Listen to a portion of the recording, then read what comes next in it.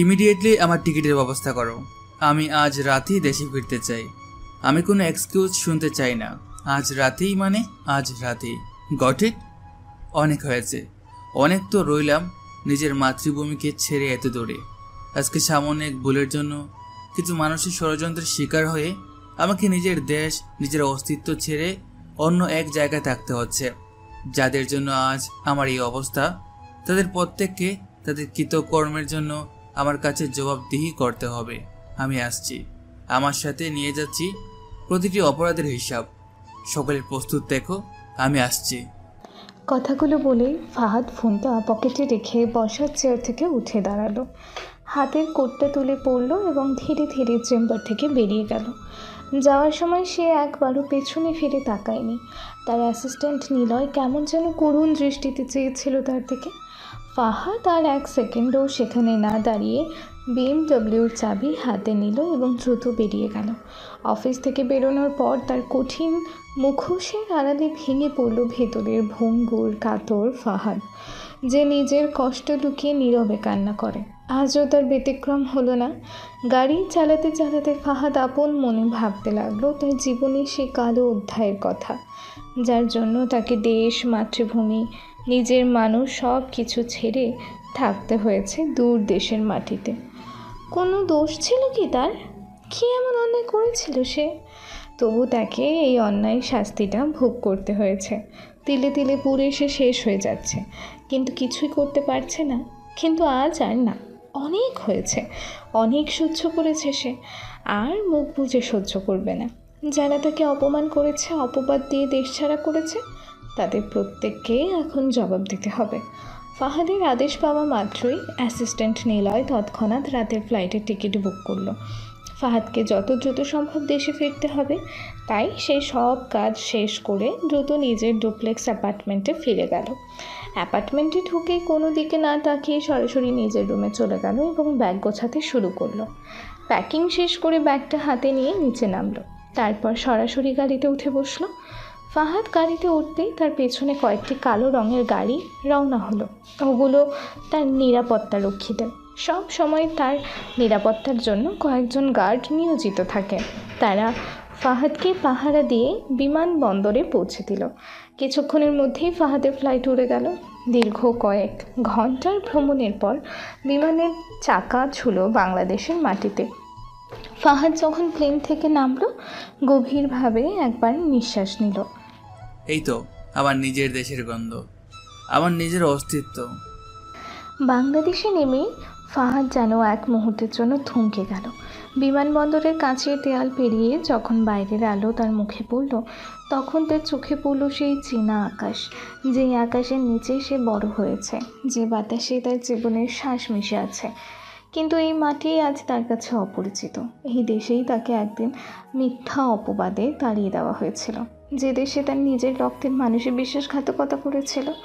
ফাহাদ গভীরভাবে একবার চোখ বন্ধ করলো। তার চোখের কোণ ভিজে উঠল, কিন্তু সে নিজেকে সামলে নিল। নিজেকে বলল, না, দুর্বলতা নয়, এবার প্রতিশোধের পালা। ফাহাদের পা মাটিতে পড়তেই সামনের দিকে কয়েকজন দেহরক্ষী ছুটে এলো। তারা মাথা নত করে তাকে অভিবাদন জানালো। একজন এগিয়ে এসে বলল, স্যার, সব ব্যবস্থা হয়ে গেছে, আপনি সোজা ভিআইপি গাড়িতে উঠবেন। ফাহাদ কোনো কথা না বলে কেবল মাথা নাড়ালো। তার চোখ ছিল তীক্ষ্ণ, কিন্তু ভিতরে যেন এক অজানা আগুন দাউ দাউ করে চলছিল। গাড়ি যখন এয়ারপোর্ট ছেড়ে রাস্তায় উঠল, তখন ঢাকার কোলাহল তার কানে বাজল। হর্ন, মানুষের ভিড়, পথের পাশের দোকান, বাতাসে মিশে থাকা মশলার গন্ধ, সব কিছুই যেন তাকে তার অতীতের কথা মনে করিয়ে দিল। ফাহাদ জানালার বাইরে তাকিয়ে রইল। তার মনে পড়ল সেই রাতটা যখন তাকে অপরাধী সাজিয়ে সবাই মুখ ফিরিয়ে নিয়েছিল, যে মিথ্যা অভিযোগে তাকে দেশ ছাড়তে হয়েছিল। আজ সেই অভিযোগের মূল নথি তার হাতে।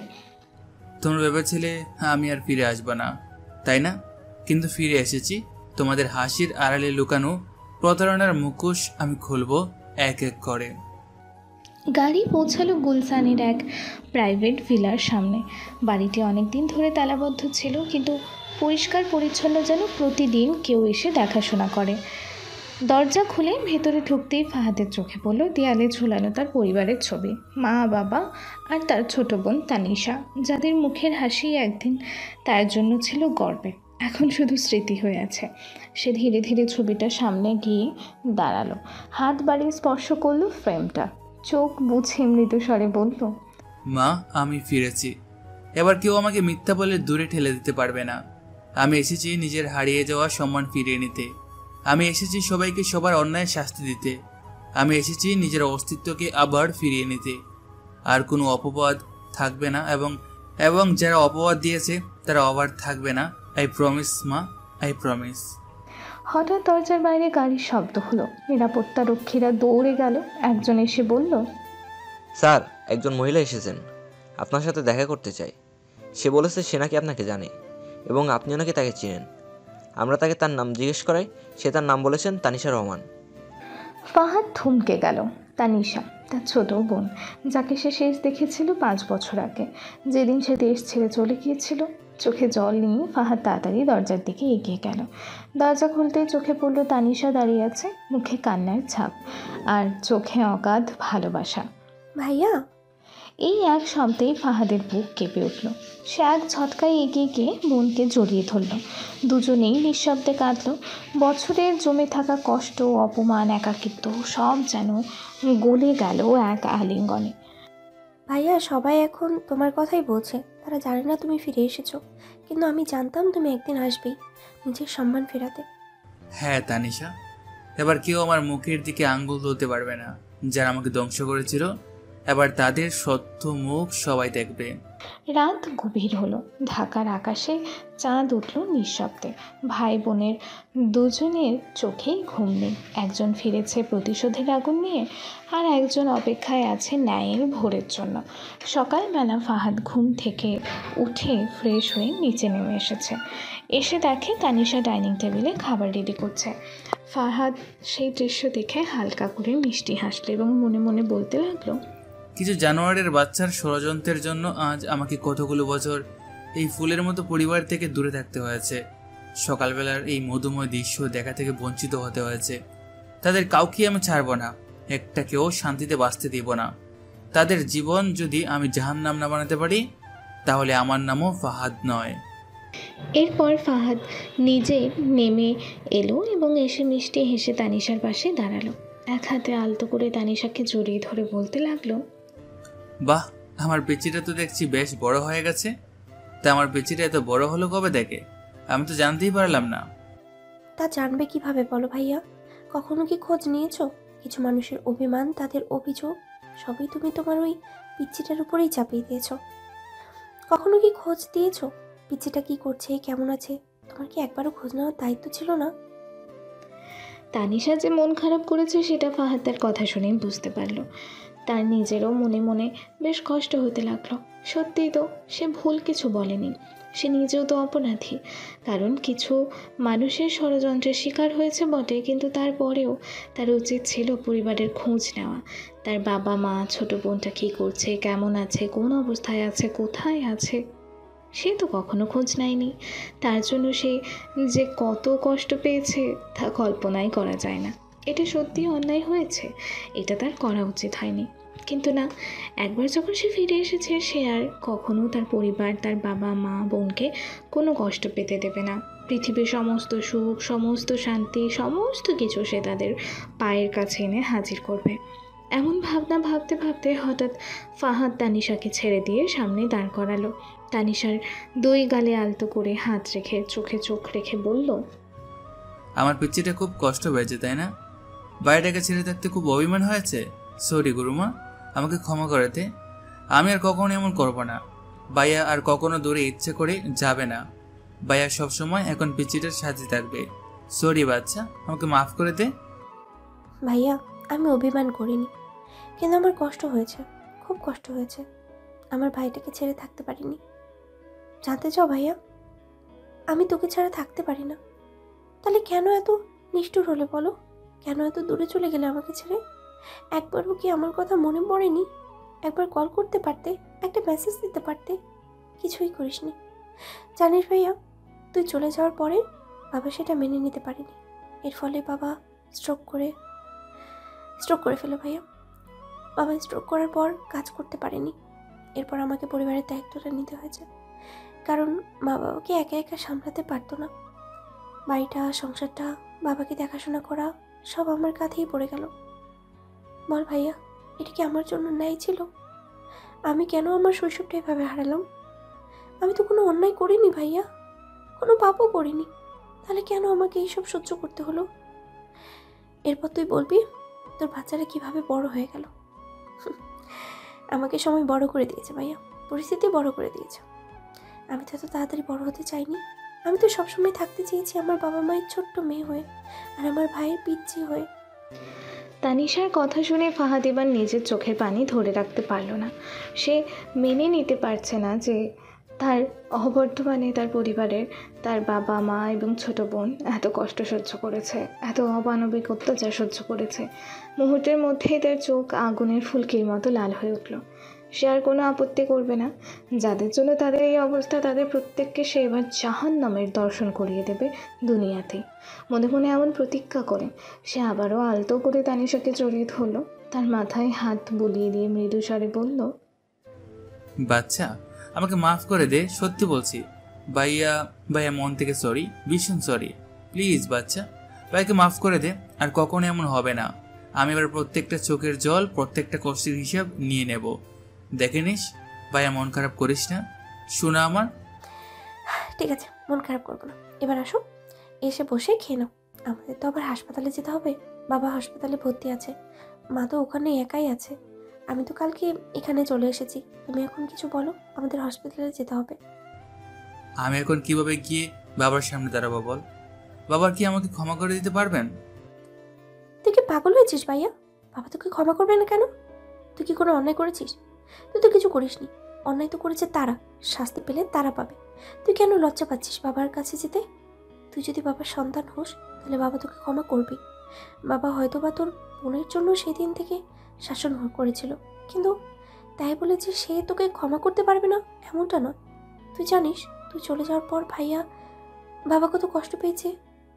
তিনি শুধু সেই দিন একটা কথাই বলেছিলেন, আমি না হয় রাগ করে তাকে একটু বকেছি, শাসন করেছি, এর জন্য সে বাড়ি ছেড়ে চলে যাবে?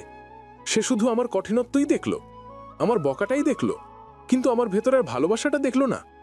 আরে আমি তো ওকে অন্ধের মতো ভালোবাসি, অন্ধের মতো বিশ্বাস করি, কিন্তু আমি ওকে পরিবেশ, পরিস্থিতি, সমাজের থেকে বাঁচানোর জন্যই বারবার এরকম কঠিন ব্যবহার করে ফেলেছি। কিন্তু তাই বলে ও আমাকে রেখে চলে যাবে? আমার ভালোবাসাটাকে বুঝবে না? আমি তো সেদিন ওকে শাসন করেছিলাম যেন নিজে সাবধান হয়, যেন পরবর্তীতে কেউ ওর কোনো ক্ষতি করার সুযোগ না পায়। কিন্তু না, ও আমার ভালোবাসাটাকে না বুঝে আমার শাসনটাকে প্রাধান্য দিল। আজকে আমাকে একা করে চলে গেল। আজকে যে আমি মেরুদণ্ডহীন হয়ে গেলাম। ফাহাদের মা, আমি কি তবে সত্যি বাবা হিসেবে ব্যর্থ? সত্যি কি আমি একজন যোগ্য বাবা হয়ে উঠতে পারিনি? চুপ কর বাবা, আমি আর নিতে পারছি না। আর কতবার চোখে আঙ্গুল দিয়ে দেখাবি আমার ভুলগুলো? আর কতবার অপরাধ বোধে পুরাবি আমাকে?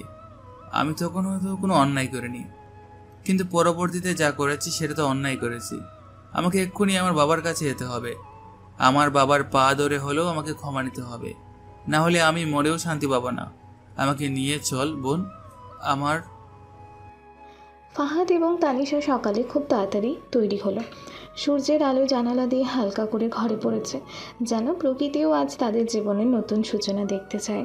ফাহাদ গাড়ির চাবিটা হাতে নিয়ে তানিশার দিকে তাকিয়ে হালকা হাসল।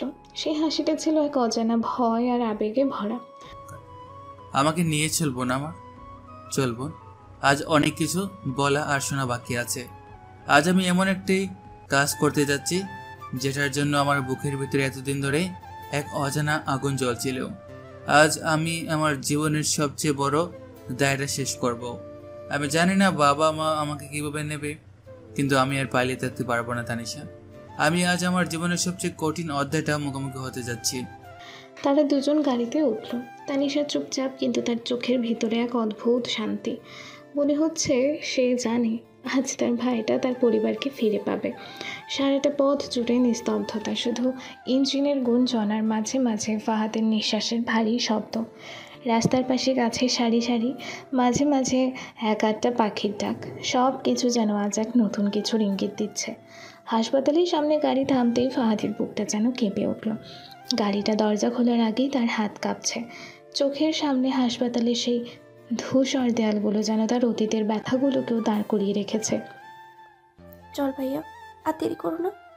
বাবা তোকে দেখলেই সব ভুলে যাবে। ওনার চোখে এখন শুধু সন্তানের অভাবই আছে, কোনো রাগ নেই। আমি জানি ভাইয়া, বাবা তোর জন্য কত কষ্ট পেয়েছে, কত রাত না ঘুমিয়ে কাটিয়েছে। মা প্রতিদিন তোর ছবিটার দিকে তাকিয়ে নামাজ পড়েছে, দোয়া করেছে আল্লাহ যেন একদিন তোকে ফিরিয়ে দেয়। ফাহাদ কিছু না বলে শুধু মাথা নাড়ালো। ধীরে ধীরে হাসপাতালের করিডর দিয়ে হাঁটতে লাগলো সে। প্রতিটা পদক্ষেপ যেন এক একটা বছরের ওজন নিয়ে চলেছে। চারপাশে সাদা পোশাকের নার্স, ডাক্তারদের দ্রুত পদক্ষেপ সবই যেন ম্লান হয়ে গেল তার চোখের সামনে। কেবিনের দরজার সামনে এসে দাঁড়াতেই ভেতর থেকে মায়ের গলা শোনা গেল, ক্লান্ত, দুর্বল কিন্তু ভালোবাসায় পরিপূর্ণ। তানিশা হালকা করে দরজাটা ঠেলে খুলল। ফাহাদের চোখে দৃশ্যটা ধরা পড়ল। বাবা শহীদুল ইসলাম বিছানায় আধা শোয়া, মুখে যন্ত্রণা, চোখে দুর্বলতা। পাশে বসে মা সালমা বেগম মাথায় ওড়না টেনে মৃদু কণ্ঠে কোরআনের দোয়া পড়ছেন। তানিশা চুপচাপ ঢুকে মায়ের কাঁধে হাত রাখল। তুমি এসেছো মা, কেমন আছো? ভাইয়া ফোন করেছিলি তো? কবে ফিরবে বলেছিল? মা, ভাইয়া এসেছে, মা ভাইয়া এসেছে। এই শব্দটা শোনার সাথে সাথেই সালমা বেগমের দোয়া পড়া থেমে গেল। তিনি ধীরে ধীরে মাথা ঘুরিয়ে তাকালেন দরজার দিকে। সেখানে দাঁড়িয়ে আছে ফাহাদ, চোখে জল, বুকটা ধড়ফড় করছে। মুহূর্তের জন্য যেন সময় থেমে গেল। মা, আমি ফিরে এসেছি মা, অনেক বছর পরে। আমি তোমাদের ছেড়ে চলে গিয়েছিলাম, কিন্তু জানো মা, একদিনও শান্তি পাইনি। আমি প্রতিদিন তোমাদের মুখ চোখে দেখেছি, প্রতিদিন ভেবেছি একদিন ফিরে যাব, কিন্তু সাহস পাইনি মা, সাহস পাইনি। আজ আমি সব ভয় ভেঙে ফিরে এসেছি তোমার দোয়া নিয়ে। ফাহাদ ছুটে গিয়ে মায়ের পা জড়িয়ে ধরে কাঁদতে লাগলো। সালমা বেগম আর নিজেকে ধরে রাখতে পারলেন না। তিনি ছেলের মাথায় হাত বুলিয়ে দিতেই দিতেই কাঁদতে কাঁদতে বললেন, বাবা, তোকে ছাড়া এই ঘরটা কত নিঃসঙ্গ হয়ে গেছিল জানিস? আমি প্রতিদিন আল্লাহর কাছে শুধু একটা দোয়াই চাইতাম, আমার ছেলেটাকে যেন একবার চোখের দেখা দেখি, তার মুখটা যেন একবার ছুঁতে পারি। আমি জানতাম আল্লাহ একদিন আমার সেই দোয়া কবুল করবেন, কিন্তু জানতাম না এতদিন পরে। আজ তুই ফিরে এসেছিস, আমি আজ আবার বেঁচে উঠলাম বাবা। আজ আমার বুকের ভেতরটা আবার ভরে গেল। ফাহাদ মাথা নিচু করে কান্নায় কাঁপছে। সেই মুহূর্তে বিছানায় থাকা বাবা শহীদুল ইসলাম ধীরে ধীরে চোখ খুললেন। চোখে দুর্বলতা থাকলেও মুখে শান্তির এক আলো ছড়িয়ে পড়ল। তুই এসেছিস বাবা, আমি জানতাম একদিন তুই ফিরবি। আমি রাগ করেছিলাম, কিন্তু তোকে ঘৃণা করিনি কখনো। তোকে না পেয়ে আমি প্রতিদিন নিজের সাথেই যুদ্ধ করেছি। আজ সেই যুদ্ধ শেষ হলো বাবা। তুই আমার বুকের টুকরো, তুই ফিরে এসেছিস, এইটুকুই আমার শান্তি। ফাহাদ তাড়াতাড়ি বাবার হাতটা নিজের হাতে তুলে নিল। সেই হাতে প্রতিটা রেখার ভেতর যেন মিশে আছে বছরের পর বছর জমে থাকা মমতা আর অভিমান। বাবা, আমি তোমাদের কষ্টের কারণ হয়েছি। আমি হয়তো তখন কিছু করিনি, কিন্তু আমার চুপ করে থাকা, আমার না থাকা, এগুলো সবচেয়ে বড় অন্যায় ছিল। আমি যদি সেদিন ফিরে থাকতাম তাহলে হয়তো আজ এই কষ্টটা পেতে হতো না। কিন্তু বাবা, আমি এখন প্রতিজ্ঞা করছি, আমি তোমাদের আর কোনোদিনও কষ্ট দেব না, তোমাদের চোখে আর কখনো পানি আনবো না। আমি তোমাদের গর্ব ফিরিয়ে আনবো বাবা। আমি তোমাদের নাম, তোমাদের সম্মান আবার মানুষের মুখে ফিরিয়ে আনবো। আর যারা তোমাদের এই কষ্ট দিয়েছে তাদের আমি এক এক করে তাদের প্রাপ্য শাস্তি দেব। তানিশা পাশে দাঁড়িয়ে ভাই, মা আর বাবার দৃশ্যটা দেখছে। সেই দৃশ্যটা যেন জীবনের সবচেয়ে সুন্দর মুহূর্ত। সে এগিয়ে এসে তিনজনকে একসাথে জড়িয়ে ধরল। ভাইয়া, আজ আমাদের ঘরটা আবারও পূর্ণ হলো। আমি জানতাম একদিন তুই ফিরবি। মা বাবা তোকে ছাড়া কখনো শান্তি পাইনি। আমি প্রতিদিন প্রার্থনা করেছি আল্লাহ যেন একদিন আমাদের চারজনকে আবার একসাথে করে দেয়। আজ সেই দিন এসেছে ভাইয়া। আজ আমরা আবার আগের মতো হয়ে গেছি। আজ আমার সংসার আবার পরিপূর্ণ হলো, আমার ঘর আবার আলোয় ভরে গেল। আল্লাহর অশেষ রহমত যে আজ আমি আমার পরিবারকে আবার একসাথে দেখলাম। এখন আমার আর কোনো চাওয়া নেই। হাসপাতালে সেই কেবিনে ভরে উঠল অশ্রু আর ভালোবাসায়।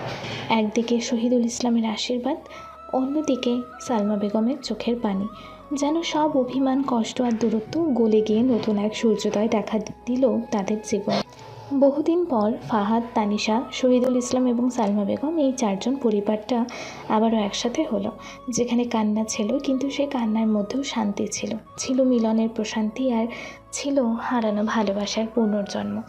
ফাহাদ আমেরিকার টপ বিজনেসম্যান, যিনি বহু বছর ধরে বিশ্বের বড় বড় শহরে তার কোম্পানি ও ব্যাংকিং এম্পোরিয়াম পরিচালনা করেছেন। ধন, ক্ষমতা, আন্তর্জাতিক ব্যবসায়িক প্রভাব থাকলেও তার হৃদয় কখনোই তার পরিবার ও মাতৃভূমির ভালোবাসা ভুলতে পারেনি। আজ সে ফিরে এসেছে সন্তান, ভাই, ছেলে এবং ন্যায় বিচারী হিসেবে। তানিশা, আজ আমরা সব পুরনো কষ্ট আর ভুলের মুখোমুখি হব। আমি জানি অনেকদিন আমি ছিলাম না, কিন্তু আজ থেকে আর কোনো কষ্ট থাকবে না। আমি প্রতিজ্ঞা করছি আমাদের শান্তি ফিরিয়ে আনব, আর যারা আমাদের ক্ষতি করেছে তাদের সঠিক বিচার নেব, আইনের পথে এবং প্রমাণের সঙ্গে। ভাইয়া, আমি সবসময় তোর পাশে আছি। তুই যা করবি আমি তোর সাথেই আছি। আমরা একসাথেই সব সামলাব। বাবা, মা, আমি জানি অনেক কষ্ট আপনাদের সহ্য করতে হয়েছে। আজ আমি নিজের হাতে সেই ক্ষত পুনরায় ভরিয়ে দিতে চাই। আমি অনেকদিন লজ্জা আর অক্ষমতার অনুভূতি নিয়েছিলাম, কিন্তু আর নয়। আমাকে ক্ষমা করুন। আমি চাই আপনার চোখে হাসি ফিরুক। ফাহাদ, তুমি বাড়ি ফিরে এসেছো, এটাই বড় কথা। আমরা রাগ করেছি, কঠোর হয়েছি, কিন্তু কখনো ঘৃণা করিনি। আজ তুমি এসে যা বলছো তা শুনে আমরা শান্তি পেলাম। আমার ছেলে, তুই ফিরে এসেছিস, এটাই আমার চাওয়া। আমি আল্লাহর কাছে প্রতিদিন দোয়া করেছি, তোর জন্য শান্তি চাইছি। আজ তুই ফিরে এলে মা আর কি চাইবে? আমার জীবনের সকল শান্তি আমি পেয়ে গেছি, কারণ আজকে আমি তোকে ফিরে পেয়েছি। বাবা, মা, আমি শুধু ক্ষমা চাইছি না, আমি চাই আমাদের সম্মান ফিরুক। যাদের কারণে আমরা কষ্ট পেয়েছি তাদেরকে আইনের আওতায় বিচার করব, কিন্তু আমরা ধৈর্য ধরে যুক্তি দিয়ে এবং প্রমাণ দেখিয়ে এগোবো। আমি চাই আপনারা নির্ভয়ে হাসুন। ভাইয়া, ছোটবেলা থেকেই আমি শিখেছি তুই সবসময় পরিবারের জন্য লড়েছিস। আজ দেখছি তুই ফিরে এসেছ। আমরা একসাথেই থাকবো, আর কোনো কষ্ট আমাদের কাছাকাছি আসতে পারবে না। আজ থেকে আমাদের জীবন নতুন, আর কোনো কষ্ট থাকবে না। আমি প্রতিজ্ঞা করছি আমাদের পরিবার, আমাদের সুখ, আমাদের শান্তি সবই আমাদের, কেউ তা নষ্ট করতে পারবে না। আমার কোম্পানি, ব্যাংক এবং আন্তর্জাতিক যোগাযোগ আমাকে শক্তি দিয়েছে, কিন্তু আজ আমার প্রয়োজন শুধু পরিবারের জন্য লড়াই করা। যারা আমাদের কষ্ট দিয়েছে তাদেরকে প্রমাণের সঙ্গে তাদের অপরাধ দেখাবো। প্রথমে আমি আমার আন্তর্জাতিক ব্যবসার সমস্ত নথি, পুরনো রিপোর্ট এবং আমাদের বিরুদ্ধে মিথ্যাচারানো তথ্য এক করে বের করব। তারপর ধাপে ধাপে আদালত, মিডিয়া এবং জনগণের সামনে সত্য তুলে ধরব। দেখ বাবা, আমি একবার ওদের ষড়যন্ত্রের জন্য এতগুলো বছর তোকে ছাড়া থেকেছি, তোকে হারিয়েছি। আমি আর তোকে হারাতে চাই না। তুই সব কিছু ভুলে যা বাবা, আমি সব কিছু ভুলে যাব। আমি আর তোকে হারাতে চাই না বাবা। আমার বুকের মানিককে আমি আর হারাতে চাই না। আমি এতগুলো বছর পরে তোকে আবার ফিরে পেয়েছি, আর হারিয়ে যেতে দেব না। মা, তুমি চিন্তা করো না, তোমার ছেলে আর ভয় পেয়ে পালিয়ে যাবে না। তাদের প্রত্যেকের তাদের পাপের শাস্তি না দেওয়া পর্যন্ত আমি আর কখনো কোথাও যাব না। জানো না মা, আমার নিজের অনেক কষ্ট হয়েছে তোমাদেরকে ছেড়ে থাকতে, কিন্তু আর না। এবার ওদের সকলের পালা। রাকিবের মতো মানুষ যারা আমাদের বিরুদ্ধে ষড়যন্ত্র করেছিল তাদের খুঁজে বের করব। তাদের প্রত্যেককে আমি তাদের করা অন্যায়ের যোগ্য শাস্তি দেব। আমি চাই প্রমাণ হোক যে তারা আমাদের কষ্ট দিয়েছে, তা বিশ্ব জানুক। আমরা ধাপে ধাপে এগোবো, প্রমাণ জড়ো করে, সত্য দেখিয়ে। আমি শুধু পরিবারের জন্য লড়ব, ভালোবাসা এবং ন্যায়ের শক্তি দিয়ে। হাসপাতালের ঘরে পরিবার আবারও একত্রিত হলো। ফাহাদ তার ব্যবসায়িক দক্ষতা, ক্ষমতা এবং আন্তর্জাতিক প্রভাব ব্যবহার করে ধীরে ধীরে পরিকল্পনায় সাজাবে, কিন্তু সবচেয়ে বড় লক্ষ্য হলো পরিবারের শান্তি, সম্মান এবং পূর্ণ মিলন। ফাহাদ পরিবারের সঙ্গে আবেগঘন কিছু সময় কাটাচ্ছিল। হঠাৎ ফোন বেজে উঠল। ফাহাদ পকেট থেকে ফোনটা বের করে দেখলেন নিলয়ের নাম স্ক্রিনে। তিনি ফোন রিসিভ করলেন। জি স্যার, আমি আপনার নির্দেশ মতো সবটাই করে দিয়েছি। প্রথমত, খান গ্রুপ অফ ইন্ডাস্ট্রিজের টপ ম্যানেজমেন্টকে আমি কয়দিন ধরেই টার্গেট করে রেখেছি। আজ সকালে তাদের প্রধান নির্বাহীকেও আমি সরাসরি কল করে বিষয়টা কনফার্ম করিয়েছি। তারা রাজি হয়েছে আগামীকাল মিটিংয়ের জন্য। আমি মিডিয়া হ্যান্ডেলের সঙ্গে আগে থেকেই কথা বলেছি যাতে প্রেস কভারেজ কেমন হবে তা নিয়ন্ত্রণ করা যায়। আর আইনজীবীদের সবাইকে নোটিফাই করে রাখা হয়েছে যাতে কেউ অস্বাভাবিক দোষ শুরু করে আমরা আইনি রুটে দ্রুত ব্যবস্থা নিতে পারি। তাছাড়া আপনার আন্তর্জাতিক অংশীদারদেরও আমি আগে ভাগেই জানিয়েছি, তারা প্রয়োজন হলে লিকুইডিটি সাপোর্ট দিতে প্রস্তুত থাকবে। সব মিলিয়ে যা লাগবে সেই ব্যাকিং আমরা পেয়েছি। কেবল আপনাকে কালকের মিটিংয়ে উপস্থিত থেকে সিদ্ধান্ত নিতে হবে, বাকিটা আমরা ম্যানেজ করব। ভালো খবর নিলয়, তুমি যেভাবে কাজ করেছো ঠিক তাই আমি চেয়েছি। শান্তভাবে করেছো যেন কেউ সন্দেহ করতে না পারে। কালকের মিটিংটা আমাদের সুযোগ দেবে। আমি চাই সেখানে আমরা এমনভাবে উপস্থিত থাকবো যে খায়রুলদের বা খান গ্রুপের লোকজন প্রথমে বুঝবে না আমরা কাকে কতটা টার্গেট করেছি। কিন্তু মনে রাখো, এটা প্রতিশোধ বা ক্ষতি করার মুহূর্ত নয়, এটা পরিকল্পিত বাস্তবায়ন। আমরা আমাদের ব্যবসায়িক বিশ্বাসের ছেদ ঘটাবো, তাদের শেয়ার হোল্ডারদের মধ্যে সন্দেহ সৃষ্টি করব, তাদের আইনি দুর্বলতার সামনে নিয়ে আসবো এবং মিডিয়ার সত্যিগুলো ধীরে ধীরে তুলে ধরবো যাতে জনগণ দেখে কিভাবে তারা আমাদের ক্ষতি করেছে। আমি চাই কোনো পদক্ষেপই হঠাৎ করে নেওয়া হবে না, প্রথমে তথ্য তারপর প্রভাব। ফোন রাখা মাত্রই ফাহাদের মুখে এক অদ্ভুত মৃদু হাসি ফুটে উঠল, মিশ্র প্রতিশ্রুতি আর দুঃখ। তিনি উঠে এসে ধীরে ধীরে বাবা মা ও তানিশার দিকে তাকিয়ে দাঁড়ালেন। বাবা, মা, তানিশা, আমি কিছু কিছু বলবো। আজকের খবরটা তোমাদের বোঝাতে চাই যে আমি কোনো হিংসাত্মক বা অজ্ঞান প্রতিশোধ নিতে আসিনি। আমি আইনের পথে প্রমাণ আর যুক্তি নিয়ে এসেছি। কিন্তু আমি আর চাই না তোমরা কষ্ট দেখো। আমি পড়তে পড়তে লড়তে লড়তে এই শক্তি জুটিয়েছি। আমার ব্যবসা ও আমার সম্পর্ক সবকিছু যুগে নিয়ে এসেছি যাতে একদিন যখন প্রয়োজন আক্রমণ করব সেটা করো পরিকল্পিতভাবে। কালকের মিটিংটা হবে প্রথম ধাপ। ওরা ভাববে এটা কেবল ব্যবসায়িক চুক্তি, কিন্তু সেখানে আমরা তাদের দুর্বলতা দেখাবো, শেয়ার হোল্ডারদের কাছে তথ্য পৌঁছে দেব এবং মিডিয়া কভারেজ এমনভাবে সাজিয়ে দেব যে সত্য আস্তে আস্তে বাইরে বেরিয়ে আসবে। আমি তোমাদের নিজ হাতে শান্তি ফিরিয়ে দেব, কিন্তু আমি এটা করতে চাই ন্যায়ভঙ্গী না হয়ে। আমি চাই মানুষ দেখা পাবে আমাদের পাশে নয়, সত্যের পাশে। ফাহাদ, তুই যা করলি বা করবি, আমি শুধু চাই তুই সাবধানে থাকবি। তোর মা হিসেবে আমার ভয় তো থাকবেই, তোর নিরাপত্তা নিয়ে চিন্তা তো হবেই। তবু আমি জানি তুই এত বছর তোর গতি, তোর জীবন সব কিছু ছেড়ে ভেবেছিস শুধু আমাদের জন্য। তুই যা বলেছিস যদি সেটা সত্যি পথে হয়, আমরা তোর পাশে আছি। কিন্তু মনে রেখো, প্রতিশোধকে ন্যায়ভঙ্গী করতে দেবে না। তুই সব সময় স্মরণ রাখিস, ভালোর পথে থাকিস।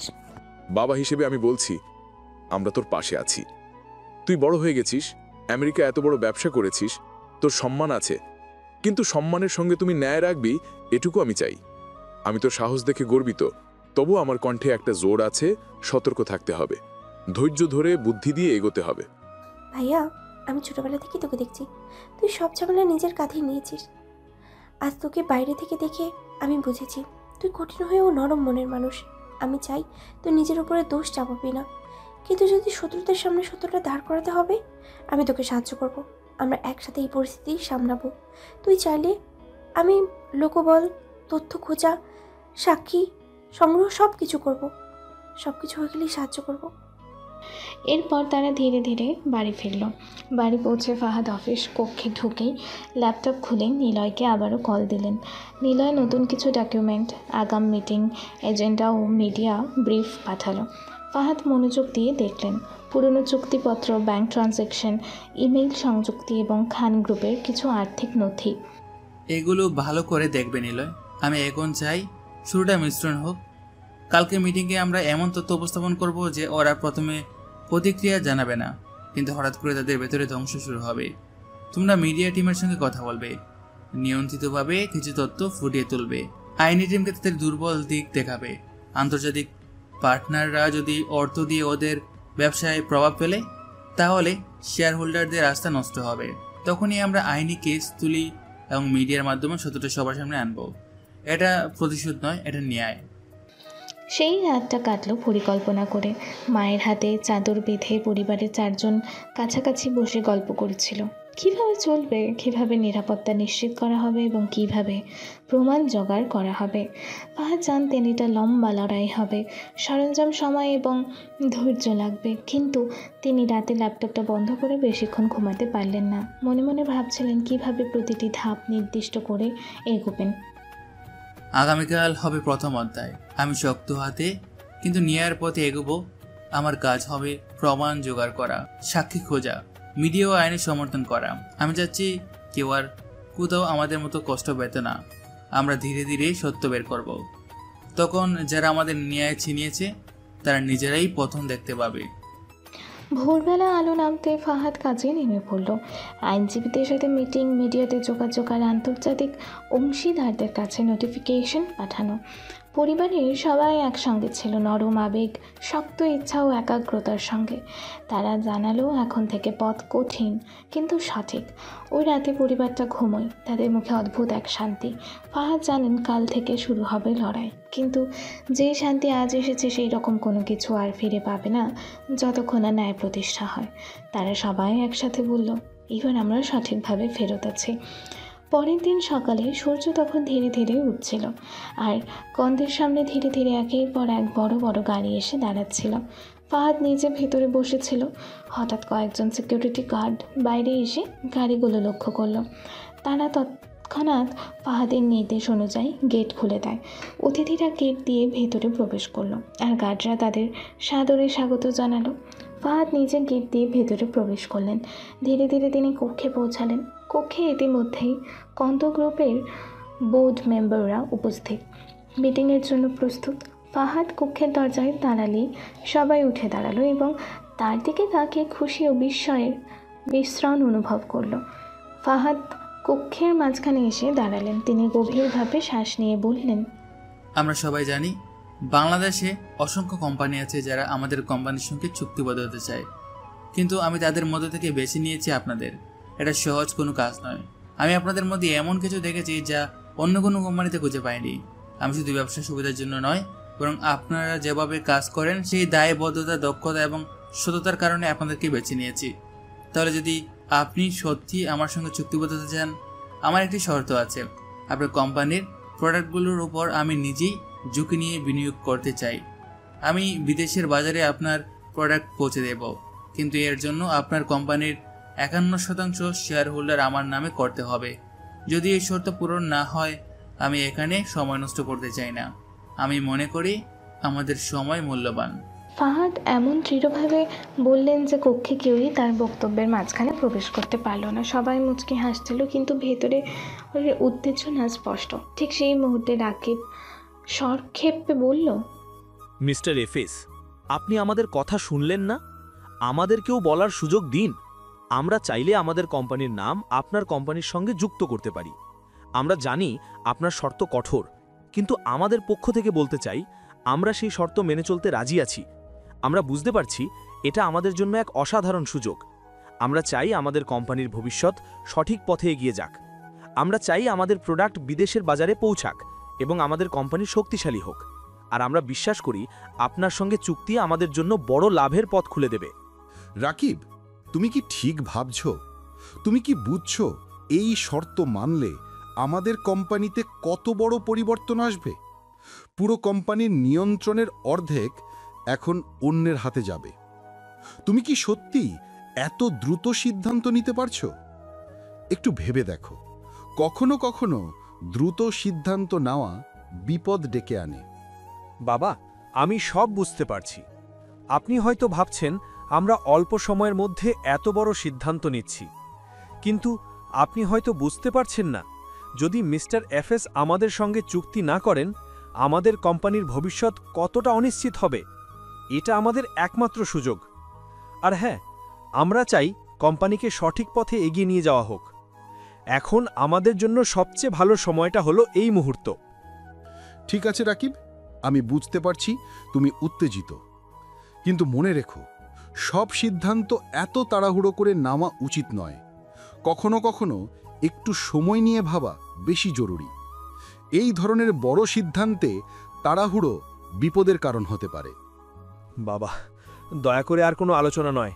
আমাদের জন্য এই মুহূর্তে এটি সর্বোত্তম অফার। হয়তো আর এর চেয়ে ভালো সুযোগ পাওয়া যাবে না। আর মিস্টার এফএস, আমরা কবে চুক্তিপত্রে স্বাক্ষর করতে পারি? আমরা আজই চাই। অবশ্যই মিস্টার খান, যদি আপনি চাইলে আমরা আজই চুক্তিবদ্ধ স্বাক্ষর করতে পারি, তবে আমাদের আগে কিছু লিগ্যাল ফর্মালিটি পূরণ করতে হবে। নিলয়, পেপারসগুলো নিয়ে আসুন। ফাহাদের নির্দেশ পাওয়ার সঙ্গে সঙ্গে নিলয় দ্রুত দৌড়ে গিয়ে সমস্ত পেপার টেবিলের ওপর রাখল। রাকিব আনন্দে উদ্বেলিত হয়ে এগুলো সাইন করলেন। তিনি এক মুহূর্ত দ্বিধা করলেন না। পেপার সই করার পরে ফাহাদ রাকিবকে দুটি বড় ব্যাগ ভর্তি টাকা হস্তান্তর করলেন। বাহাদুর আদেশ পাওয়া মাত্র তাদের গাড়ি আবারও রাস্তার ওপর সিরিয়াল হয়ে দাঁড়িয়ে পড়ে তাদেরকে নিয়ে যাওয়ার জন্য। এমন সময় ফাহাদ উঠে দাঁড়ায়। ফাহাদ রাকিবদের দিকে রহস্যময় হাসি দিলেন। রাকিব মনে করলেন এই হাসিটা যেন তাকে কোনো দূর অতীতের স্মৃতি মনে করাচ্ছে। সে যতই চেষ্টা করলো না কেন ঠিক মনে করতে পারছিল না ফাহাদকে কোথায় আগে দেখেছে। তবু তার মনের এক অজানা জায়গা বলেছিল সে ফাহাদকে আগে খুব কাছ থেকে দেখেছে।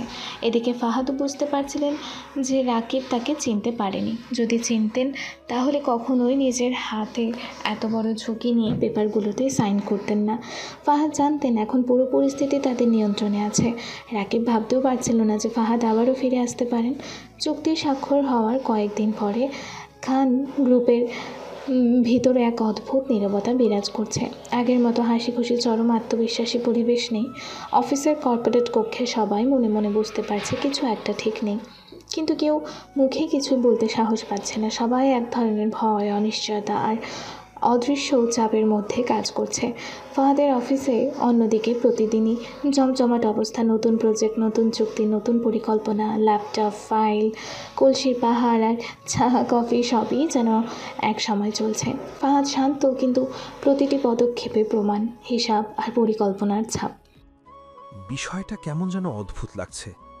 ফাহাদের সঙ্গে চুক্তির পর থেকে সবকিছু খুব দ্রুত বদলে যাচ্ছে। আমার নিজের অ্যাকাউন্টে যে পরিমাণ টাকা ঢুকছে তার হিসাবও আমি পুরোপুরি করতে পারছি না। সবচেয়ে আশ্চর্যের ব্যাপার হলো ফাহাদ সবসময় নিজের কাজের ব্যাপারে এতটা গোপন কেন? কেউ কিছু জিজ্ঞেস করলেই হেসে উড়িয়ে দেয়। ওর হাসিটা, ওই রহস্যময় হাসিটা কোথায় যেন আগে দেখেছি, কিন্তু ঠিক মনে করতে পারছি না।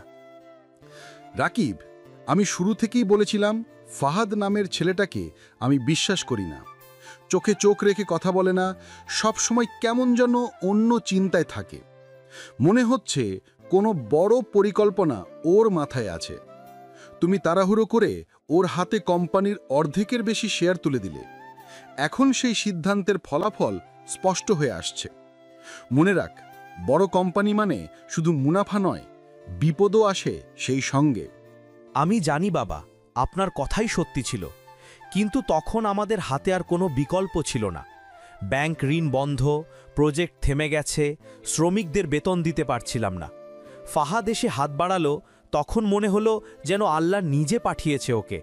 কিন্তু এখন বুঝতে পারছি আল্লাহ নয়, হয়তো ওর আগমন ছিল আমাদের জীবনের পরীক্ষা। আমি কি ভেবেছি এটা কতটা বড় বিপদ নিয়ে আসবে? কখনোই ভাবিনি। একদিন বিকেল, রাকিব তার অফিসে বসে হিসেবের খাতা দেখছে। হঠাৎ দরজায় টোকা নিলয় প্রবেশ করে। ফাহাদের সবচেয়ে বিশ্বস্ত কর্মী, যে সব সময় ফাহাদের পরিকল্পনার অগ্রভাগে থাকে। স্যার, মিস্টার এফএস আপনাকে দেখা করতে বলেছেন। এখনই যেতে হবে, খুব জরুরি। এটা কোনো সাধারণ দেখা নয়, বরং খুব গুরুত্বপূর্ণ। আপনি শুধু চলুন, বাকি সব আমি ম্যানেজ করি। এই সময় কি এমন জরুরি? আমি কি এখনই যেতে পারবো? ওটাও নিয়ে আপনাকেই বলবেন। আমি শুধু আপনাকে বলছি, আপনার উপস্থিতি অত্যাবশ্যক। রাকিব মনে মনে অস্থির বোধ করে। তারপরও গাড়িতে উঠে গাড়ি চলে ফাহাদের প্রাইভেট রিসর্টের দিকে।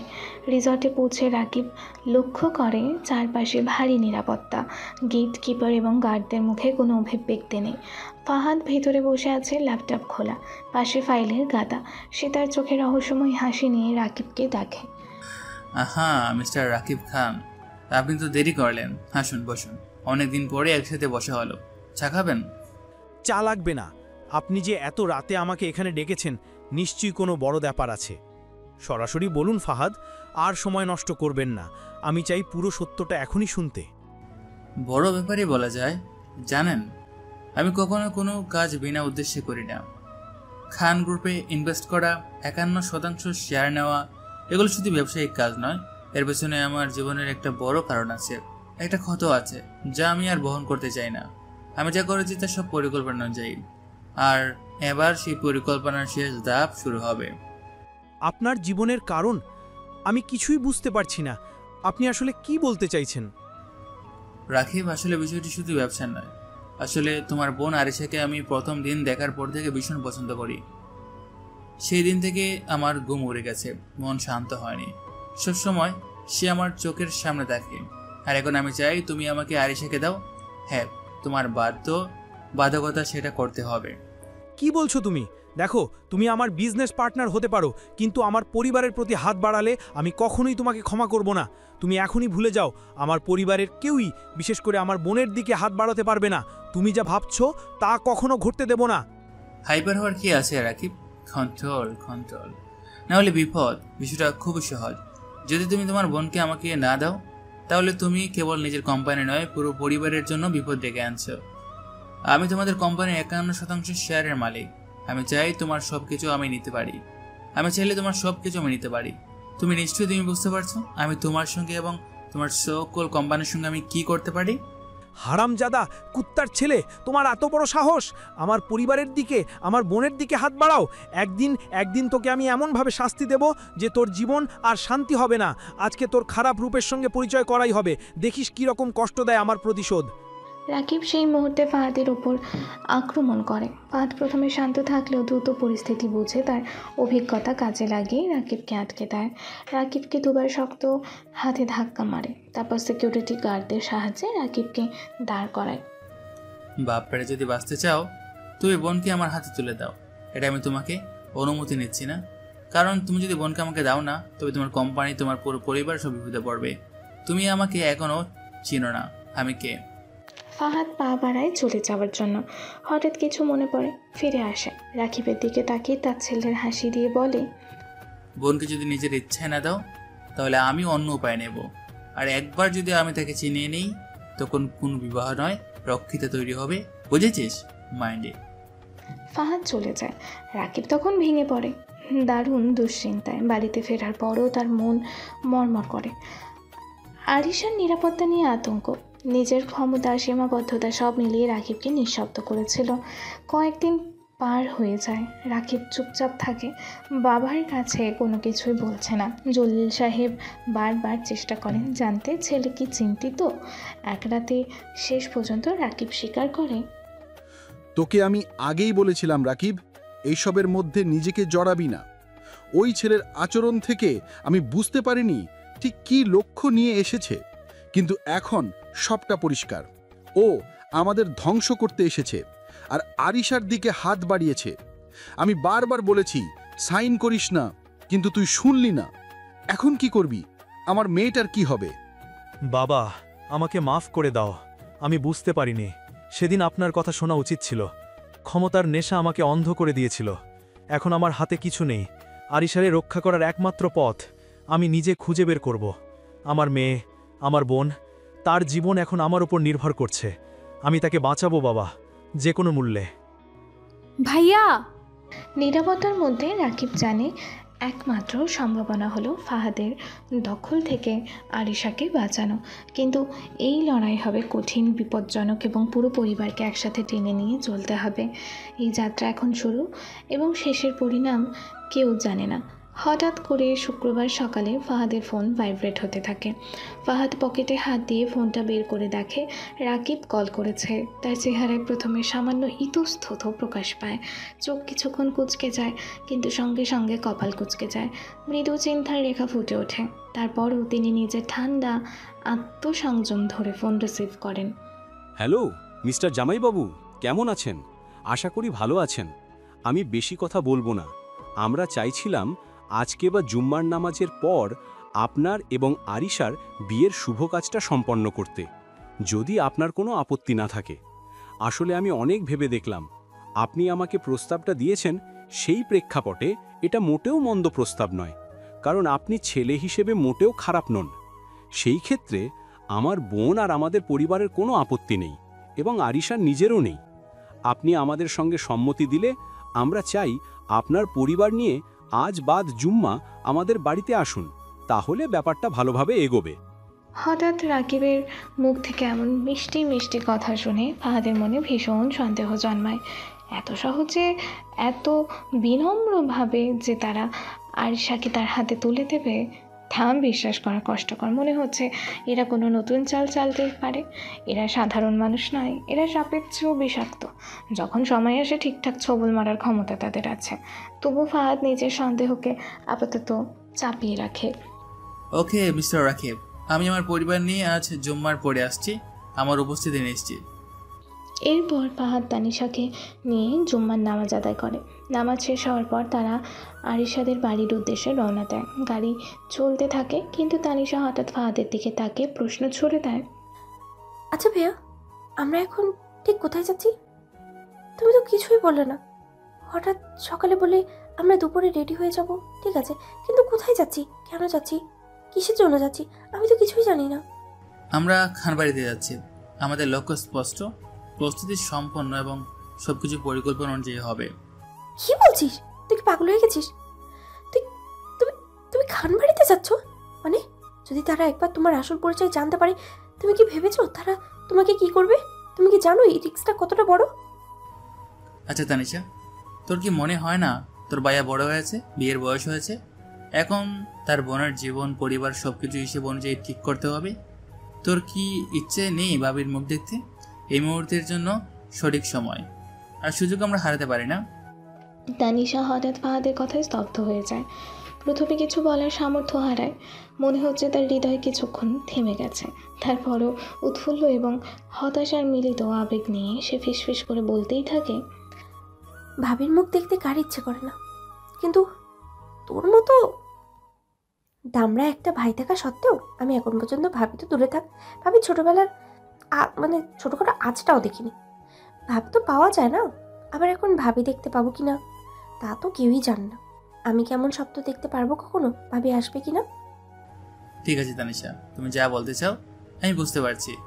আমরা ঠিক করব ধাপে ধাপে। আজকে দিনটি শুধু একটি শুভ সূচনা। দেখিস প্রতিটি পদক্ষেপে আমাদের পরিকল্পনা এবং নিরাপত্তা একসাথে থাকবে। গাড়ি চলতে থাকে। ফাহাদ তানিশার চোখে নির্ভরশীলতা এবং উদ্বেগ দেখে নিজের সিদ্ধান্ত আরও দৃঢ় করে।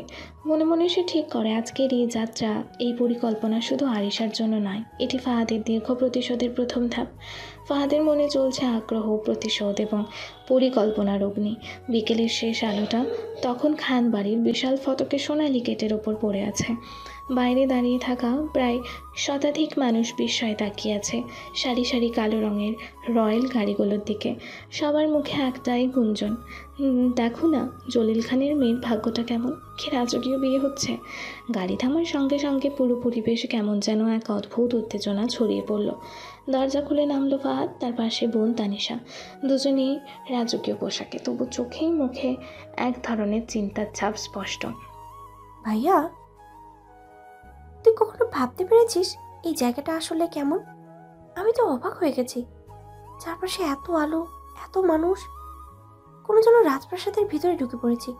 এবারে প্রতিটা দেয়ালে বিলাসিতার গন্ধ, অথচ তুই মুখ ভার করে হাঁটছিস। আজ তো তোর জীবনের সবচেয়ে বড় দিন, তোর মুখে এত হাসি ফুটে ওঠা উচিত। হাসি? হ্যাঁ, আজ আমার হাসার কথা, কিন্তু আমি যখন জানি এবারে হাসির পেছনে কত কান্না, কত অভিশাপ লুকিয়ে আছে, তখন সেই হাসিটা গলায় আটকে যায়। তানিশা, এবারের মানুষগুলোকে বাইরে থেকে যেমন দেখিস, ভিতরে তারা তেমন নয়। তাদের সাজানো মুখের আড়ালে লুকিয়ে আছে অহংকার, মিথ্যা আর নিষ্ঠুরতা। ভাইয়া, আমি বুঝতে পারছি না তুই এমন কথা বলছিস কেন। এই বাড়িতে তো আজ তোর বিয়ে হতে যাচ্ছে, আর তুই এমন করে বলছিস যেন কোনো যুদ্ধক্ষেত্রে যাচ্ছিস। আমি তো ভেবেছিলাম তুই অবশেষে সুখের মুখটা দেখবি।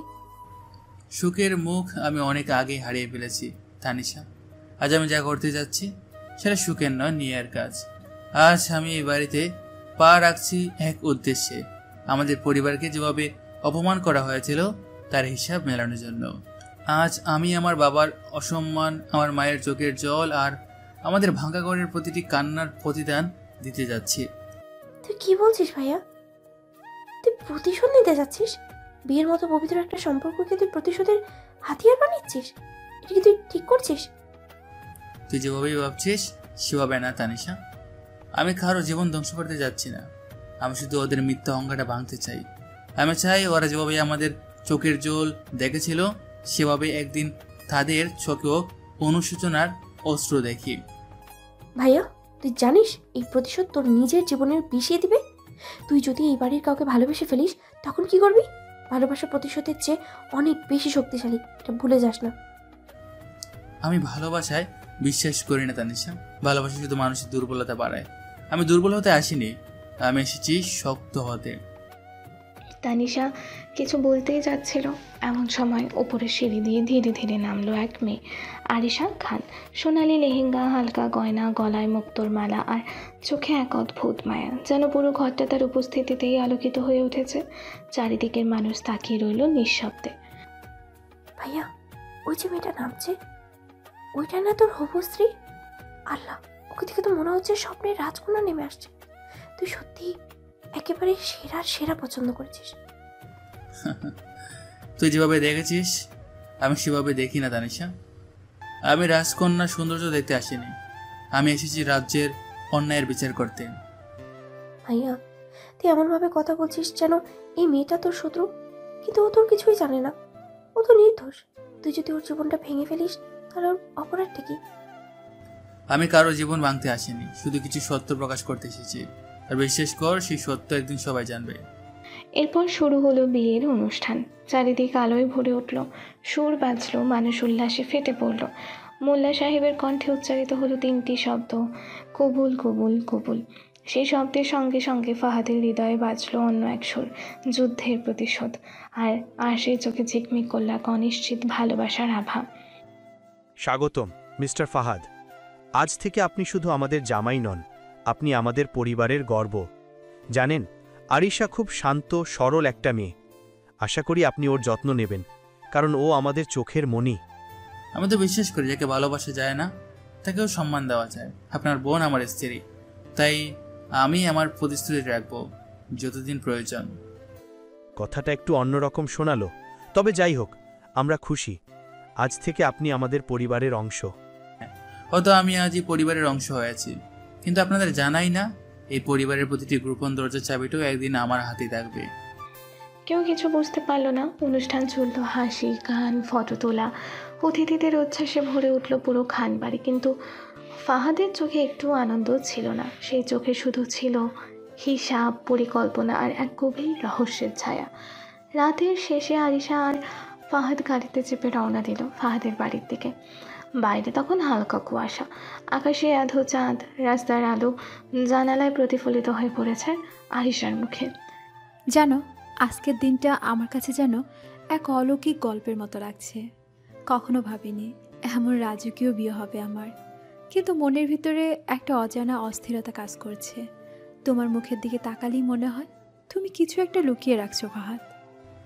প্রত্যেক মানুষের জীবনে কিছু অধ্যায় থাকে যেগুলো সে কাউকে বলতে পারে না, হয়তো বলার প্রয়োজন পড়ে না। আমি তার ব্যতিক্রম নই আরিশা। তবে একটা কথা মনে রাখো, আমি তোমাকে কখনো কষ্ট দিতে চাই না। জানি না কেন, কিন্তু তোমার চোখে এমন কিছু দেখি যা তোমার কথার সঙ্গে মেলে না। তুমি শান্ত, কিন্তু ভিতরে যেন আগুন জ্বলছে। আমি সেই আগুনের উষ্ণতা অনুভব করি, যদিও বুঝতে পারি না তার উৎস কোথায়। আগুন কখনো নেবে না, শুধু তার শিকা বদলে যায়। সময় হলে সব বলবো, প্রতিটা প্রশ্নের উত্তর পাবো তুমি। এখন শুধু এটুকু জানো, আমি তোমাকে কোনো ক্ষতি করব না। আশা করি তাই হবে, কারণ আমি বিয়েকে খেলা মনে করি না ফাহাদ। আমি চাই আমাদের সম্পর্কটা সত্যি হোক, অভিনয় নয়। আমি কখনো অভিনয় করতে চাইনি আরিশা, কিন্তু কখনো কখনো সত্য লুকাতে হয় সময় আসার আগ পর্যন্ত। গাড়ি এসে থামলো ফাহাদের বাড়ির সামনে। দরজা খুলতে ভিতর থেকে ছুটে এলো তার মা, চোখে বিস্ময়। ফাহাদ, তুই কিছু না বলে বিয়ে করে ফেললি এই মেয়েটাকে, এমন হঠাৎ কেন? মা শান্ত হও, সব বলবো। এটা ভাইয়ার স্ত্রী, আমাদের ভাবি আরিশা। আজকেই নিকাহ করেছে, সব কিছু ঠিকঠাকই হয়েছে।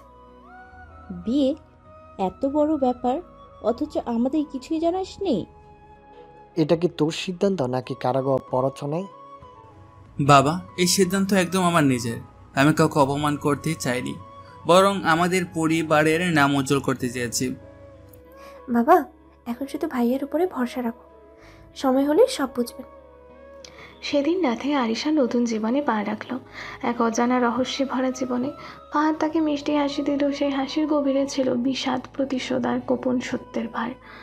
চাঁদ তখন জানালার ওপরে একলা ঝুলছে, যেন সেও জানে এই ভালোবাসার গল্পটা একদিন পরিণত হবে এক ভয়ানক সত্যে। আরিশা বউ হয়ে প্রথম যেদিন ফাহাদের বাড়িতে এলো, পুরো বাড়িটাই যেন আলোয় ঝলমল করে উঠেছিল। গেটে বড় ফুলের তোড়া, উঠানে বেলুনের ছড়াছড়ি, আর ঘরে ঘরে সবাই উৎসুক মুখে তাকিয়ে আছে নতুন বউকে একবার দেখার জন্য। ফাহাদের মা সালমা বেগম বারান্দার দরজায় দাঁড়িয়েছিলেন, তার মুখে মৃদু হাসি, চোখে এক অদ্ভুত তৃপ্তি। ছেলের বিয়ে হয়েছে, ঘরে বউ এসেছে, একজন মায়ের এর চেয়ে খুশি আর কি হবে? আহা, এসো মা আরিশা, এসো। এই বাড়িটা আজ থেকে তোমারও। আল্লাহ যেন তোমাদের দাম্পত্য জীবনের সুখ আর শান্তি দেন। এসো, আমি তোমার জন্যই অপেক্ষা করছিলাম। আম্মা, আপনাদের এমন ভালোবাসা পেয়ে আমি সত্যি কৃতজ্ঞ। আমি চেষ্টার ত্রুটি রাখবো না আপনাদের পরিবারের মান রাখার জন্য। ফাহাদের বাবা শহীদুল ইসলাম সেদিন একটু গম্ভীর ছিলেন। তিনি মানুষ হিসেবে কঠোর, কিন্তু হৃদয়ে ছিলেন গভীর আবেগী। ছেলের জীবনে এত বড় পরিবর্তন দেখে কিছুটা চিন্তিতও ছিলেন। ফাহাদ, তুমি এখন সংসারের দায়িত্ব নিয়েছো। জীবন মানে শুধু কাজ আর ব্যবসা না, একটা সময় মানুষকে পাশে চাই।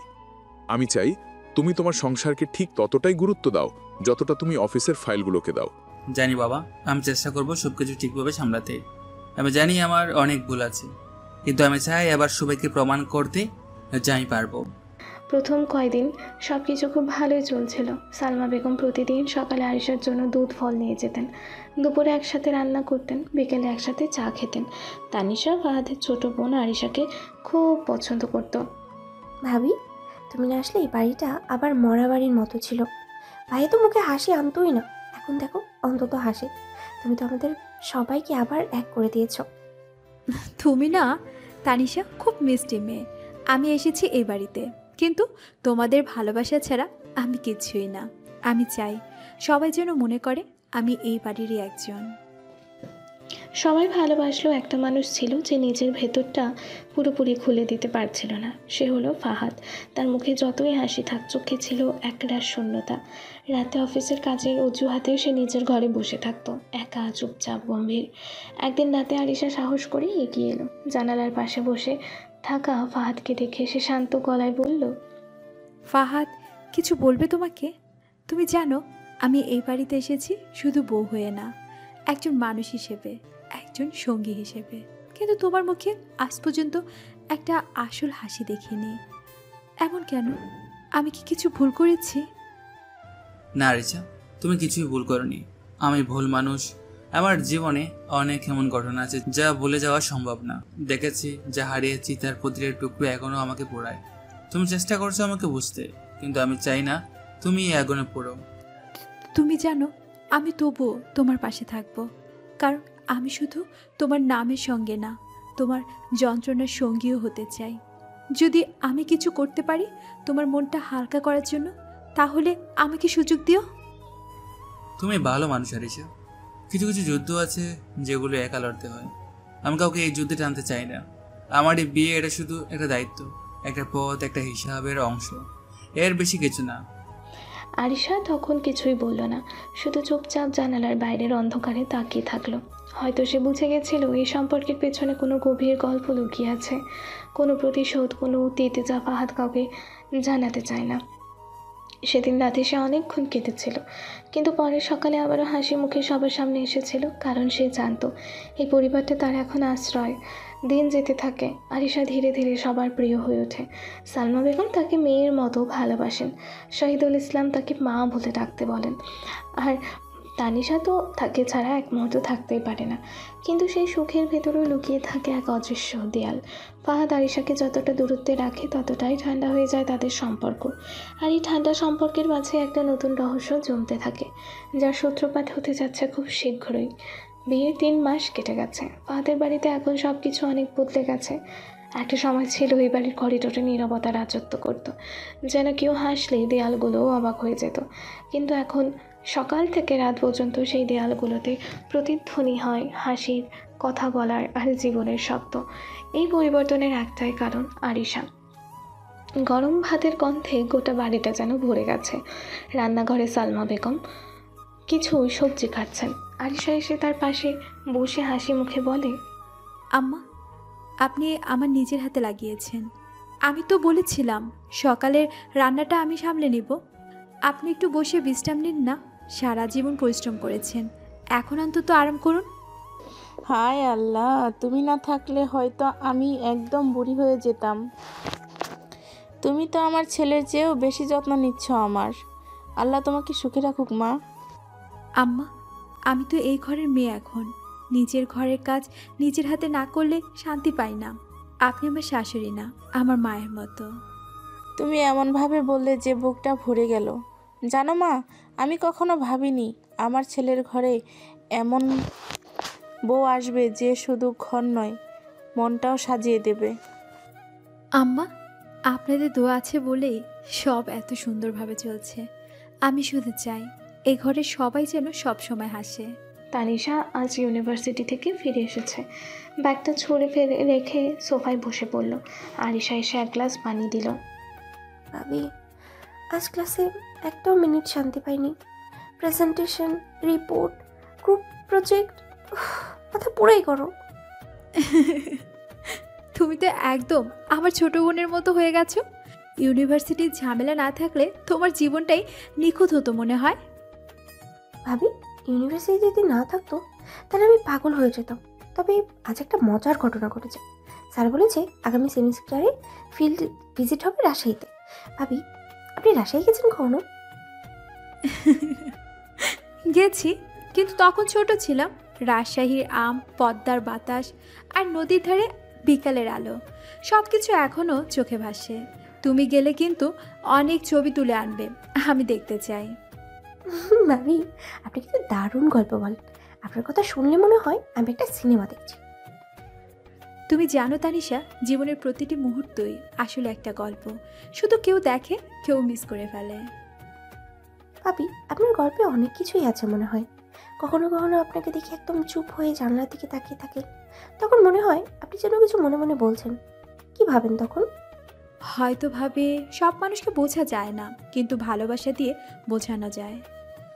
আপনি কি ভাইয়ার কথাই বলছেন ভাবি? হ্যাঁ, হয়তো ওর কথাই বলছি।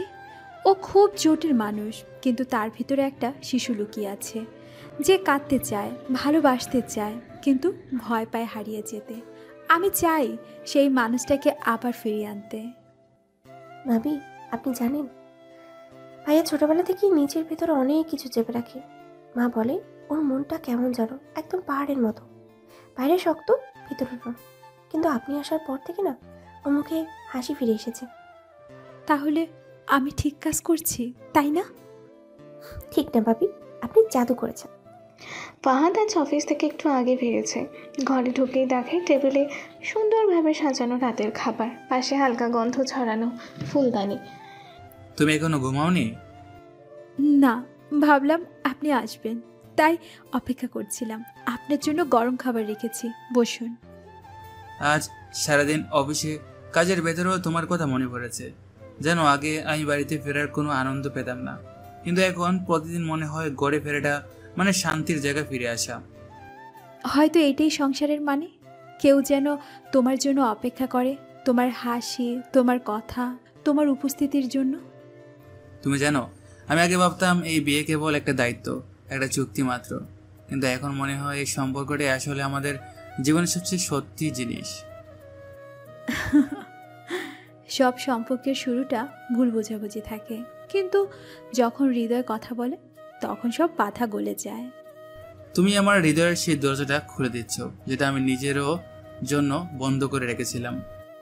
আমি শুধু চাই আপনি হাসুন, আমার পুরনো ফাহাদ হয়ে উঠুন। তুমি জানো, এখন আমি নিজেকেও অন্যরকম মনে হয়।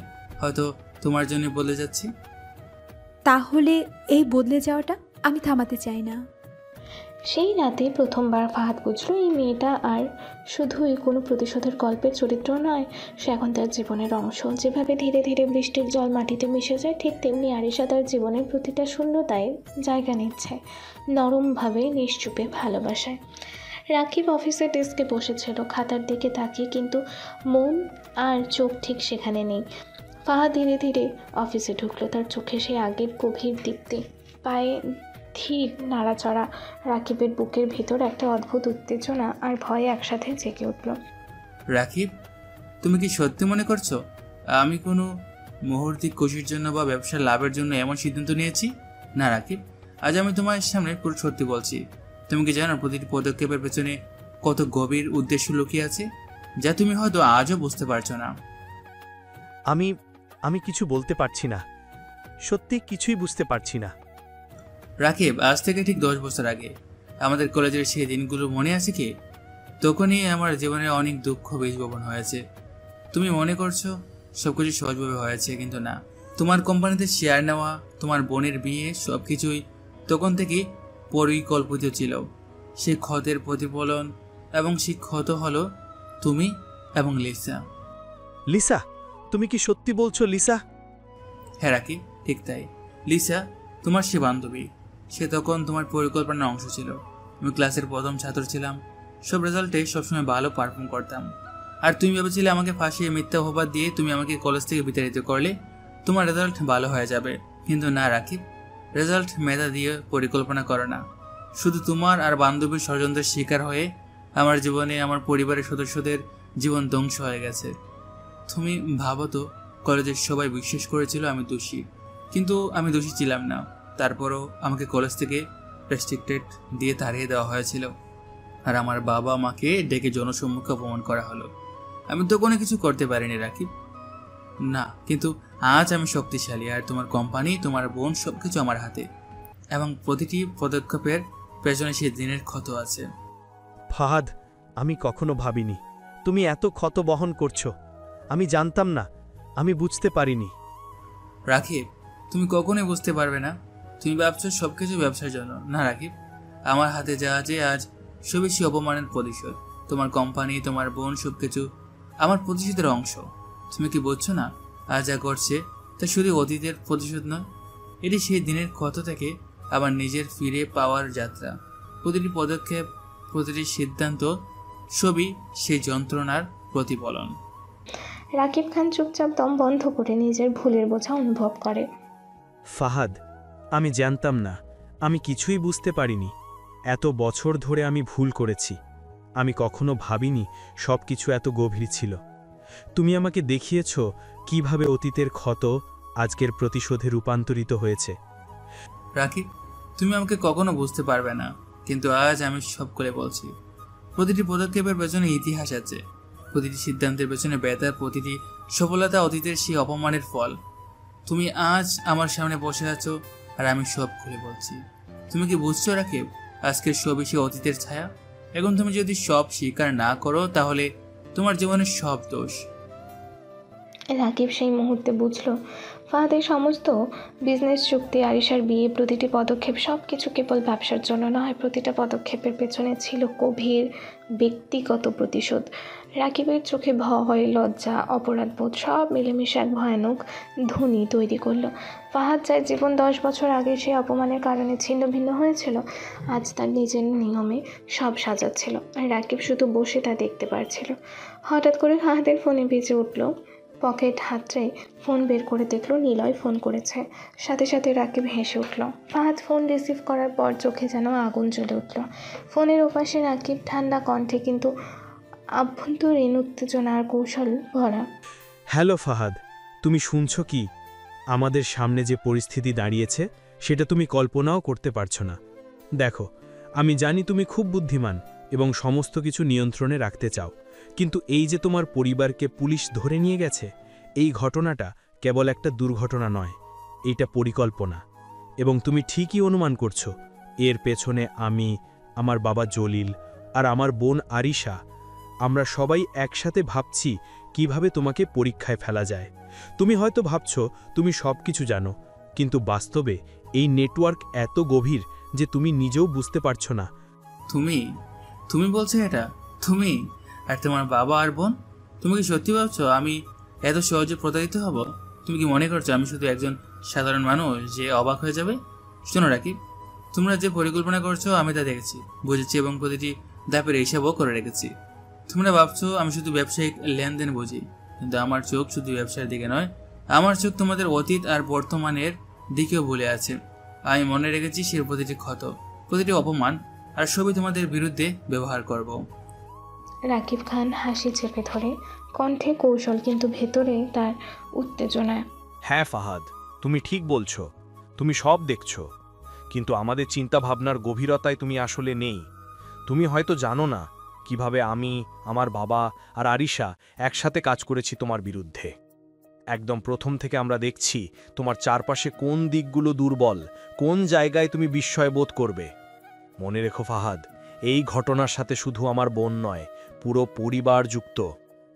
আরিশা এই মুহূর্তে তোমার প্রতি অভিনয় করছে যাতে তুমি শান্ত মনে করো, কিন্তু বাস্তবে সে তোমার চিন্তাভাবনাকে বিপরীত দিক দিয়ে পরিচালনা করছে। তুমি হয়তো মনে করছো তুমি আমাদেরকে বুঝতে পেরেছ, কিন্তু আসল সত্যটা তোমার নজরের বাইরে। আমি জানি সবকিছু রাকিব, আমি জানি তোমরা কতদিন ধরে পরিকল্পনা করছো। তুমি হয়তো মনে করছো আমি শুধু ব্যবসার হিসাব দেখছি, কিন্তু ভুল করছো। আমি মনে রেখেছি তখন তুমি ইউনিভার্সিটিতে কিভাবে আমাকে ফাঁসিয়েছিলে লিসার মাধ্যমে, কিভাবে ক্লাসে আমার মানহানির চেষ্টা করেছিলে, কিভাবে তোমার বাবা আমাকে জনসম্মুখে অপমানিত করেছিল। আজও আমি সব মনে রেখেছি। আর এখন তোমরা মনে করছো তুমি আমাকে বন্দি করতে পারবে? ভুল করছো।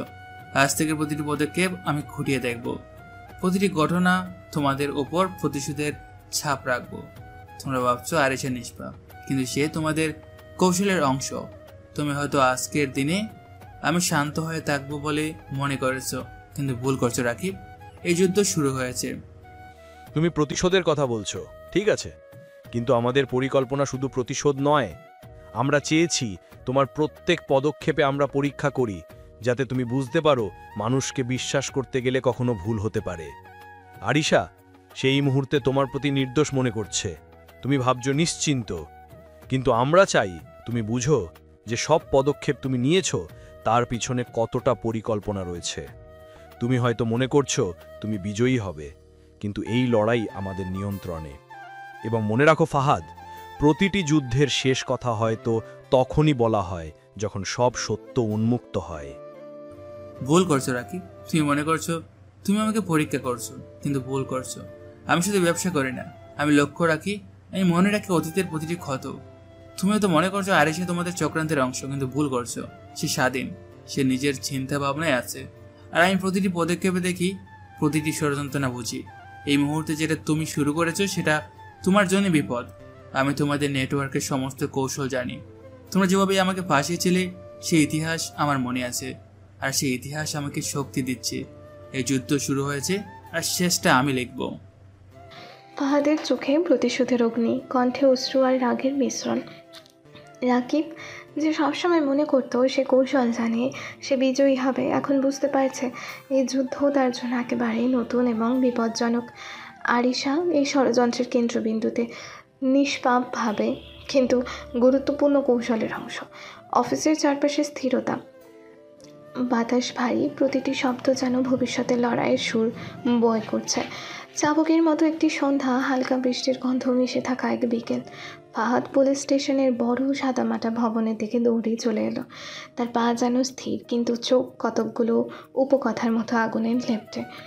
সে পকেটে ফোন রেখে নয়, সরাসরি থানার ভিতরে ঢুকলো।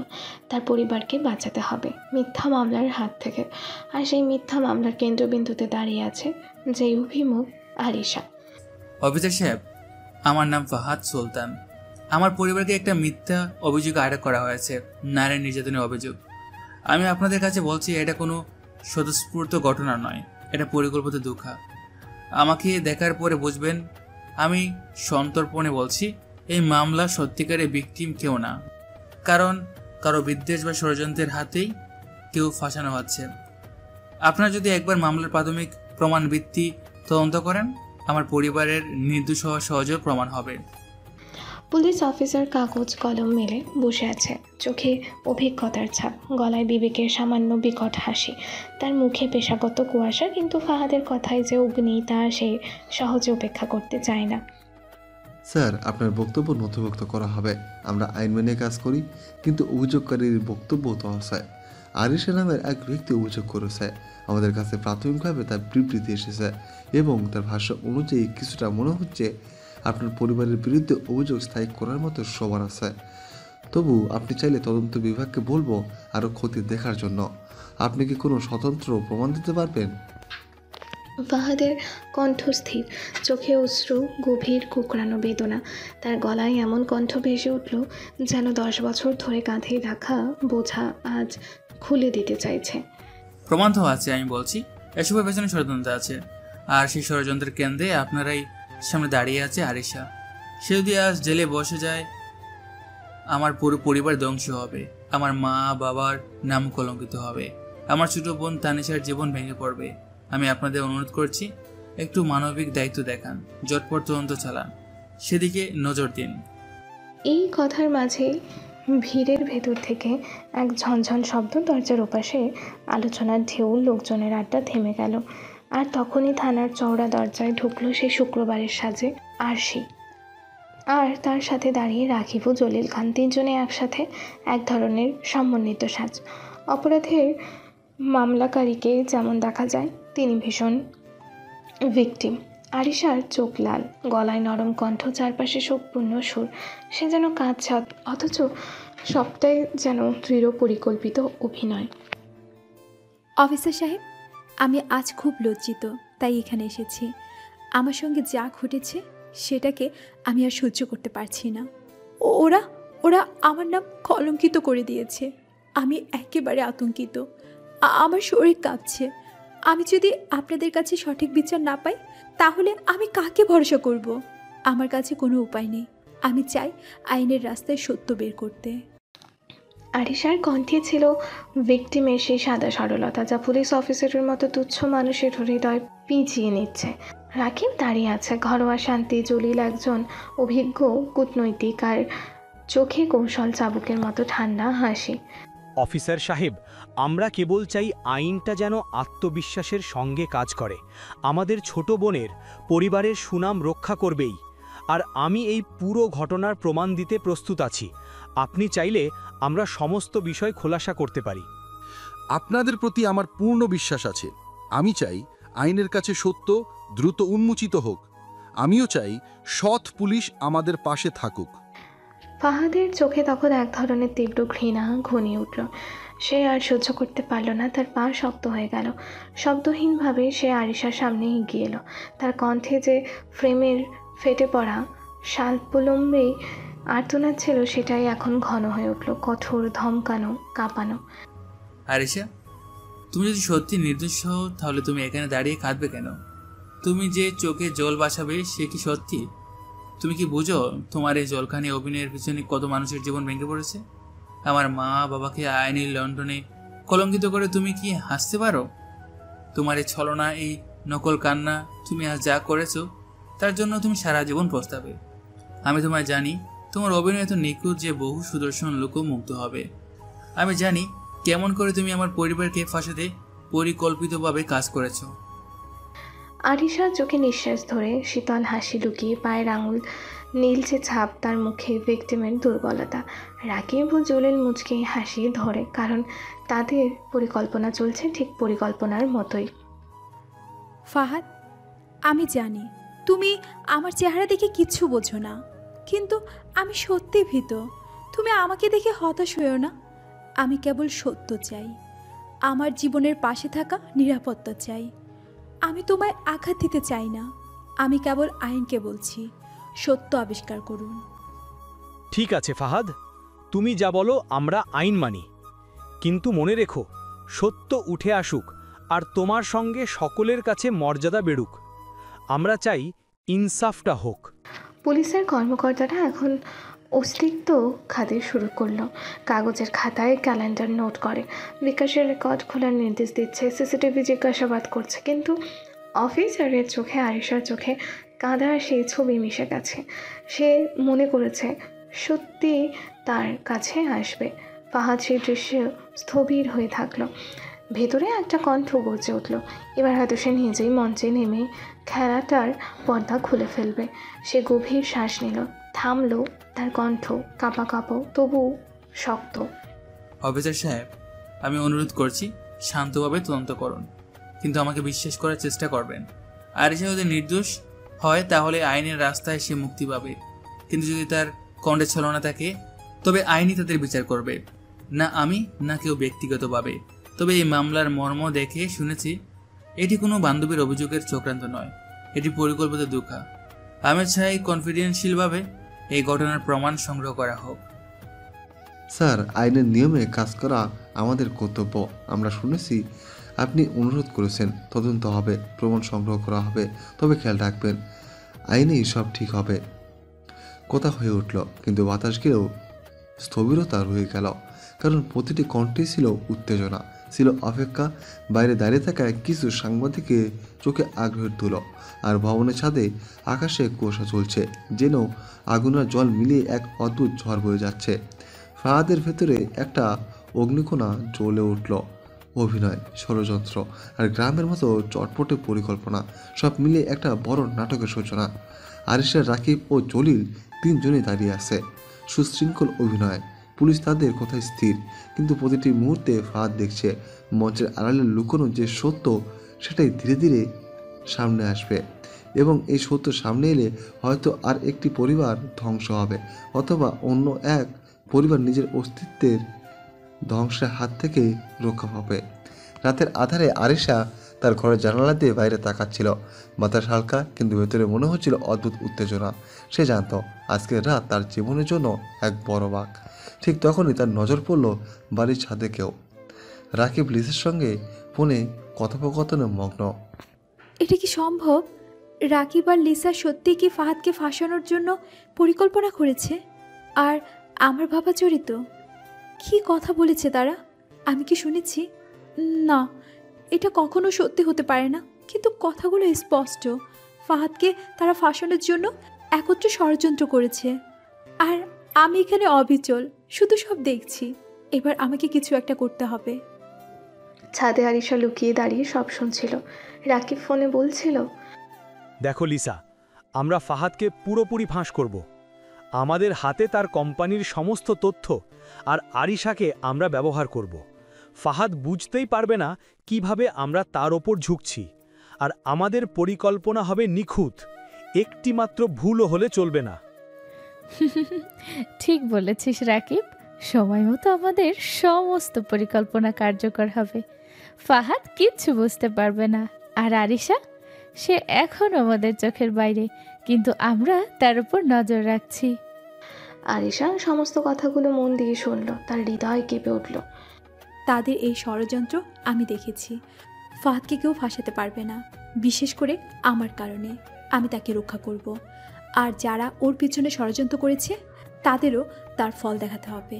আগে আমাকে ফাহাদকে উদ্ধার করতে হবে, তারপর সব কিছু পরিকল্পনা করব। পরের দিন আলিশা দ্রুত ফাহাদের কাছে ছুটল। আলিশা ফাহাদের ও তার বাবা মায়ের হাতে পায়ে ধরে কান্না করছিল আর ক্ষমা চায়। এরপরে সকলে বুঝতে পারে আলিশা তার ভুল বুঝতে পেরেছে, তাই তাকে ক্ষমা করে দেন।